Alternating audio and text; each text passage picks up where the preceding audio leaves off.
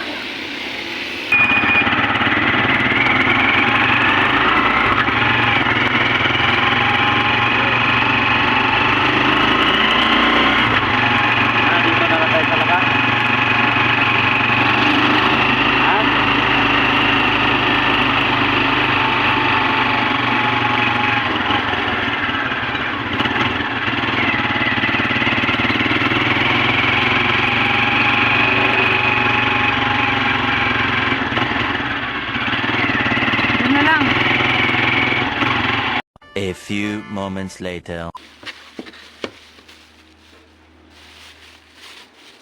Alright, so mga kagwang, nandito na kami. Nakabili na ako ng mga gagamitin ko. Ayan, ito.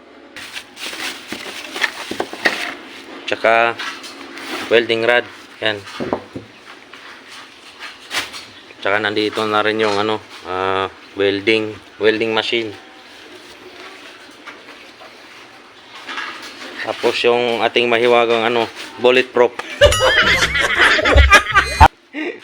Tapos ito, ayusin ko na muna yung pinaka-pattern niya. Ayan. Siyempre, bago tayo mag-umpisa mga kagwang, kailangan meron tayong protection sa balat.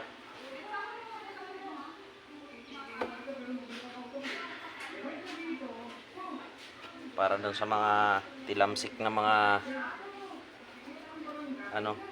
galing sa grinder.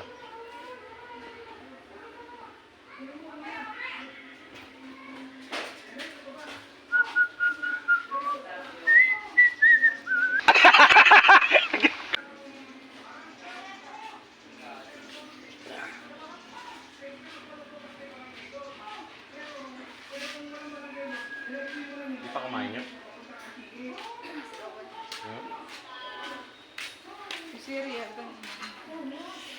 Cereal na naman.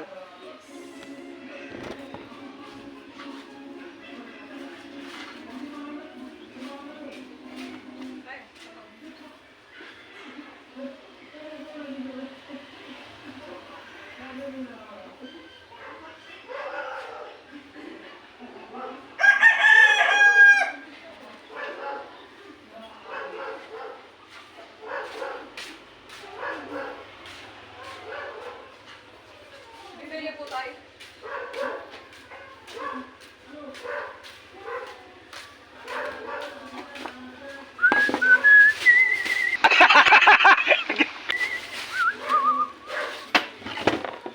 Yan, so ayusin ko muna yung pinaka-pattern mga kagwang para makapag-umpisa na ako.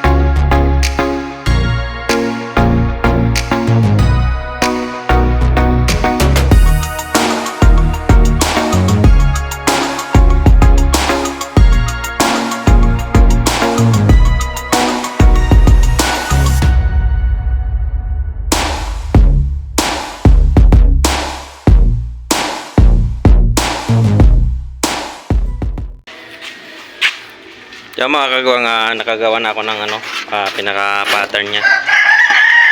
So, susubukan natin kung marunong tayong mag-welding. So ngayon naman mga kagawang ay magano tayo ng bakal.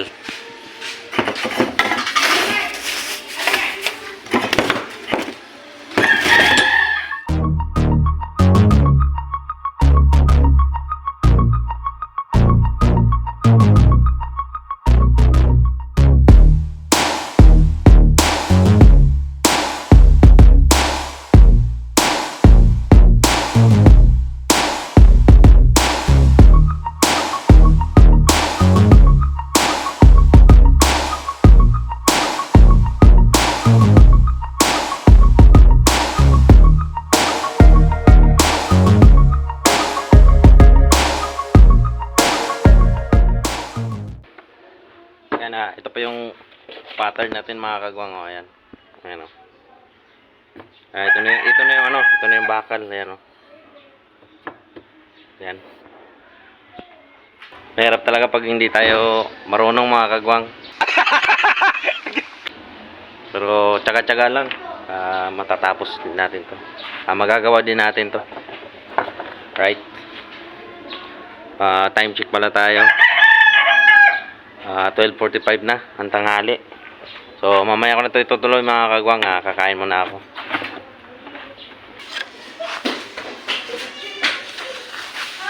Ito na mga kagwang. So dito na ako kumain para hindi ko na iligpit yung mga gamit.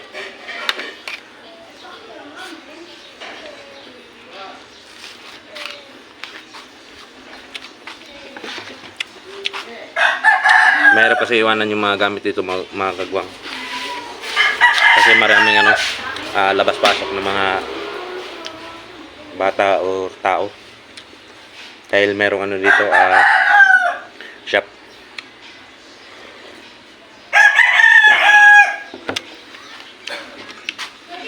Kaya di ko na niligpit yung gamit, so dito na lang ako kumain.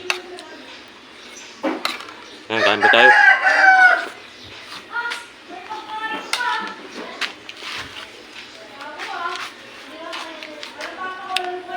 Ayan, ulam ko ngayon ay hipon. Hipon na sinigang na hipon.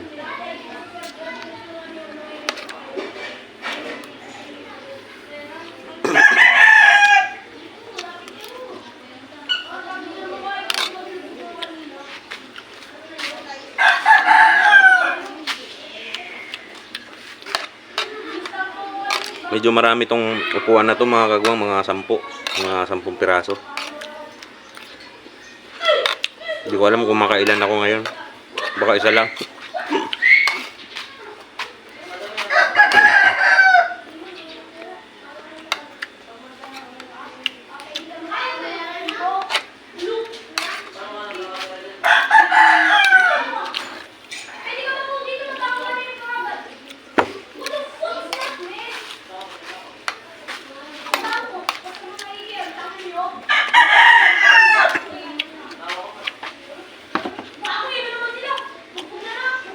Kain po tayo mga kagwang.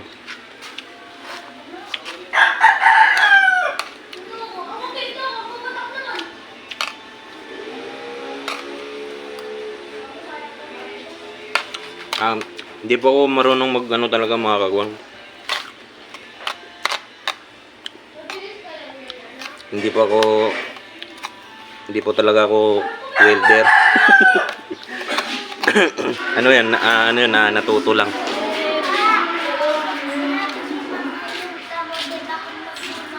Na? Oo.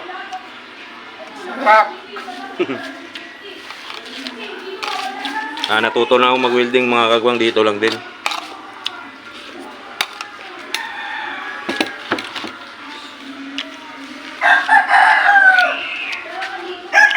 Dahil nung ginawa yung tindahan namin, tsaka pati yung gate dito nila tatay, kami lang gumagawa ng bayaw ko.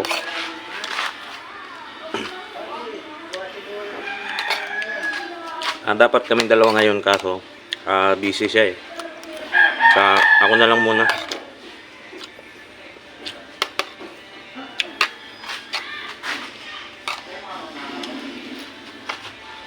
A few moments later. Alright, so tapos na tayo kumain mga kagwang at nakapagpahinga na rin tayo. So balik na tayo dito sa ating project. Project na upuan.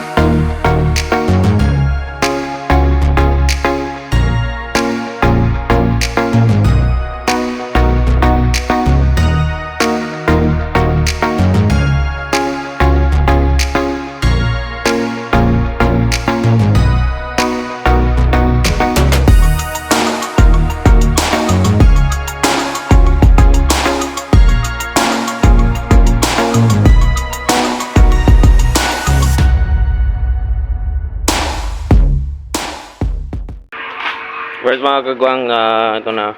Meron na akong isang malapit na matapos. Yan. Hindi pa yan nakapix mga kagwang. Hindi ko na siguro mabidyoan lahat ito mga kagwang dahil yung battery ko ay ilan na ba ito? 12% na lang. Siguro mag-update na lang ako mamayang hapon. So, charge ko muna itong cellphone mga kagwang. Wala na, hindi kinaya eh. Kalimutan ko i-charge kanina kaya lowbat yung cellphone natin. So, update na lang mamaya mga kagwang. 2,000 years later. Yan. Hindi pa to tapos mga kagwang dahil kulang pa yan dito. Tapos lalagyan pa ng plywood pati dito. Ayan. Medyo hindi gaanong pantay dahil wala tayong walang skwala. Nakuha na lang sa magic. Yan, so siguro hanggang dito na lang muna ang video na to mga kagwang dahil na rin, anong oras na ba? Alas 5 na. So magliligpit pa ako ng mga gamit. Yan. Pero yung pinaka-pattern ko dyan na yan. Hindi ko na ililigpit dyan na yan. Para bukas, hindi ko alam kung makagawa ko bukas dahil may pasok na. So baka pag hapon na lang ako makakagawa dito.